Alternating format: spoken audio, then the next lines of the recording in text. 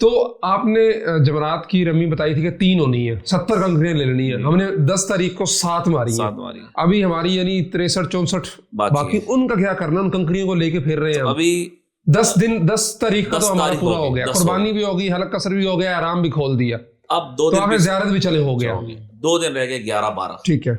اب حاجی طواف زیارت کر کے واپس مینا اپنے خیمے میں پہنچ گئے.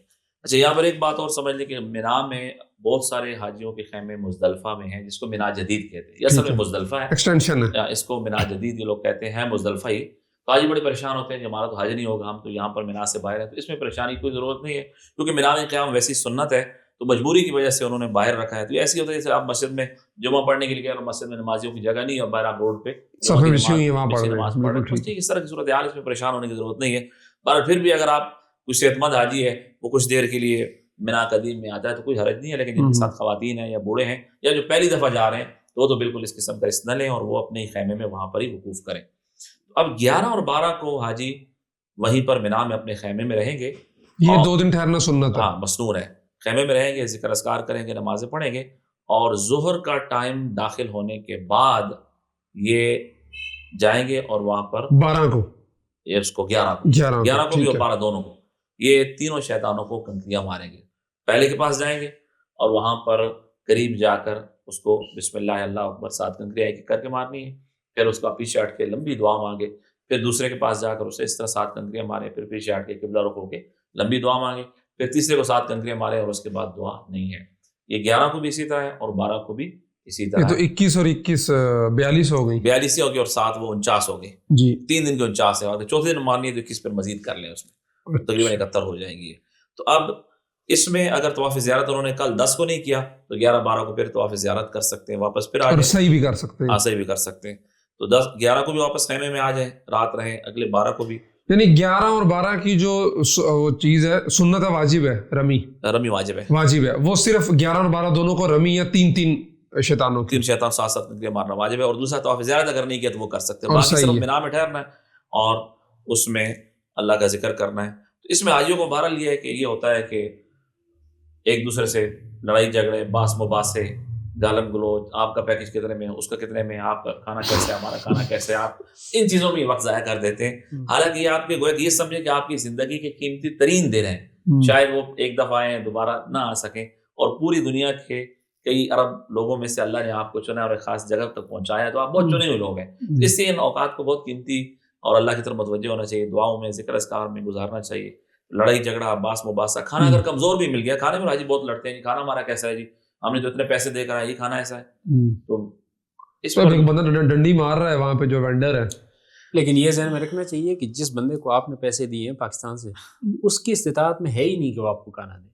اس نے آگے کسی اور کو دیا ہے اور اس بندے تک آپ پہنچ ہی نہیں سکتے. درمیان میں کتنے واسطے ہیں، تو بس چھوڑ دیں، اب اس میں اللہ پہ چھوڑ دیں اور اپنے حج کو خراب نہ کریں. خیر کھانا اگر کمزور بھی کھا لیا تو کوئی مسئلہ نہیں، کھانا کھانے میں بندہ نہیں آیا نا، کھانا تو پوری زندگی بندہ کھاتا رہے گا. تو اس لیے بہرحال یہ ہے کہ 11 12 کو کنکری مارنی ہے. ٹھیک ہے. 12ویں کو جب آپ نے کنکری مار لی تیسرے شیطان کو، اس کے بعد آپ کے پاس پھر اختیار ہے کہ آپ واپس مینا آ جائیں. اور اصل طریقہ بھی یہ ہے کہ مینا آ کر آپ ٹھہر جائیں، رات گزاریں، اگلے دن پھر چوتھے دن کی بھی اسی طرح تینوں کو کنکری ماریں اور پھر جائیں. اور یہ افضل طریقہ ہے، یہی مسنون ہے. لیکن عموماً حاجی تھکے ہوتے ہیں اور بہت کم تعداد ٹھہرتے ہیں، زیادہ حاجی بس تیسرے دن کی کنکری ماری اور اس کے بعد واپس آ جاتے ہیں. ٹھیک ہے. اس میں 2-3 چیزیں ایڈ کروں گا. پہلی بات تو یہ ہے کہ جو مفتی صاحب نے جس چیز کی طرف ذکر کیا نا، قرآن مجید میں بھی 3 چیزوں، آپ نے 2 حج کیے اس لیے چیزیں بہت ایڈ کر رہے ہیں. ایک بات قرآن مجید میں روکا گیا فلا رفث، کوئی فحش گفتگو نہیں کرنی، ولا فسوق، ٹھیک ہے، اس طرح کوئی گالم گلوچ نہیں کرنا، ولا جدال اور لڑائی جھگڑا نہیں. یہ 3 چیزیں اس لیے ذکر کی. ویسے تو سارے گناہ ناجائز ہیں کہ شیطان اس وقت ان تینوں چیزوں کی بہت تھکاوٹ ہوتی ہے، فرسٹریٹ ہوا ہوتا ہے، جو ہے نا، آپ خیمے مرضی کے مطابق نہیں ہے. ہاں، خیمے میں پہنچتے ہیں، کہتے ہیں یہ کارنر پلاٹ میرا ہے تو وہاں پہ حاجی جھگڑنا شروع کر دیتے ہیں. اسی طریقے سے جو ہے نا، جو میاں بیوی جاتے ہیں ان سے اس طرح کی کوئی حرکت سرزد نہ ہو جائے، کوئی جھگڑا گالم گلوچ نہ ہو. اس سے تو وہاں عورتیں مرد الگ الگ نہیں ہوتے، ایک ہی خیمہ دیتے ہیں؟ خیمہ نہیں ہوتے، ساتھ ساتھ ہوتے ہیں، الگ الگ ہوتے ہیں. لیکن جو ہے نا موقع تو ہی نہیں ہوتا، شیطان کوشش کرتا ہے مطلب گفتگو بھی نہیں کرنی نا، فوش بات بھی اس قسم کی نہیں کرنی. اسی طریقے سے ایک اور چیز اس کی کوشش کر لینی چاہیے کہ مینا چونکہ 3 دن ہوتے ہیں، اس سے پہلے بھی تو لوگ جو ہے نا وہاں پہ جا کے انہوں نے پیکج لگایا ہوتا ہے، اور جو ہے نا، یعنی آپ تصور کریں کہ مینا کے اندر ہمارے ساتھ ایک حاجی صاحب تھے جو فجر کی نماز قضا کرتے تھے. وہ کہتے تھے یہ میری پچھلی 30 سال سے عادت ہے کہ میں رات کو 2 بجے سوتا ہوں اور پھر جاگنے کے بعد پھر میں فجر کی نماز پڑھتا ہوں. تو ان جگہوں پہ جا کے پھر گفتگو میں مشغول رہنا اور اس طرح کے واحیات کی قسم کے کام کرنا یہ بہت زیادہ بدنصیبی ہے. تو اس لیے کوشش کرنی چاہیے کہ ذکر و اذکار اور اس کے لیے آپ اپنی ورد متعین کریں, آپ وہ کریں. تیسری بات یہ ہے کہ جو 10 ذی الحجہ کو آپ واپس جاتے ہیں منا, تو یہ جانا سنت ہے. کچھ لوگ اس دن اتنی زیادہ تھکاوٹ ہوتی ہے کہ وہ ہوٹل تک پہنچتے پہنچتے جو ہے نا وہ بالکل ایسے ہوتے ہیں کہ وہ ان سے مزید جایا نہیں جا رہا ہوتا. اگر آپ ہوٹل پہنچ گئے اور آپ بالکل آپ کے اندر ہمت نہیں ہے تو آپ ہوٹل کے اندر رات گزار سکتے ہیں, خصوصاً اگر بوڑھے یا خواتین ساتھ ہیں. اگلے دن آپ نے زوال کے بعد رمی کرنی ہے نا, تو آپ ہوٹل کے اندر رات گزار کے اگلے دن فجر کے بعد اشراق کے وقت یعنی آپ زوال کے وقت تک منا چلے جائیں. منا جانا سنت ہے, کوشش کر لینی چاہیے, لیکن اس طرح بوڑھوں اور خود اپنے آپ پر جو ہے نا رحم کرنا چاہیے. ایک اور بات یہ ہے کہ یہ جو جمرات کی رمی ہے اس کے لیے بھی ابھی ٹائم فکس ہے. تو آپ نے زوال سے پہلے تو آپ رمی کر نہیں سکتے, زوال کے بعد آپ رمی کریں گے, زوال کے بعد غروب آفتاب تک کر سکتے ہیں, رات کو بھی کر سکتے ہیں.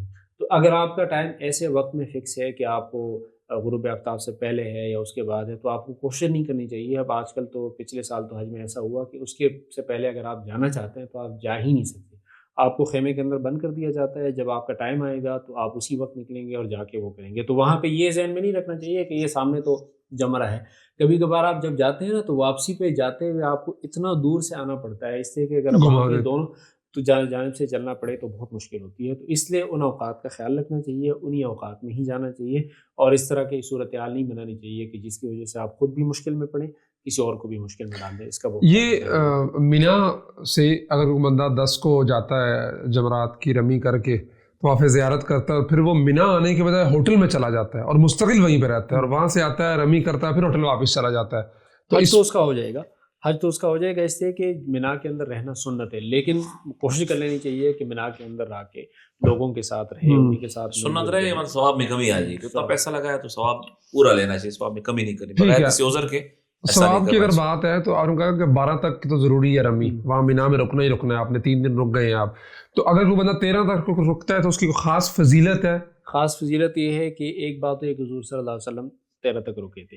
دوسری بات ہے کہ قرآن مجید میں ہے فمن تعجل فلا اثم علیہ, جو پہلے آیا اس پہ گناہ نہیں ہے, ومن تأخر, اور اس کے ساتھ لمن اتقی بھی کہا گیا ہے. تو یعنی تقوی کا عمل یہ ہے کہ آدمی رک جائے.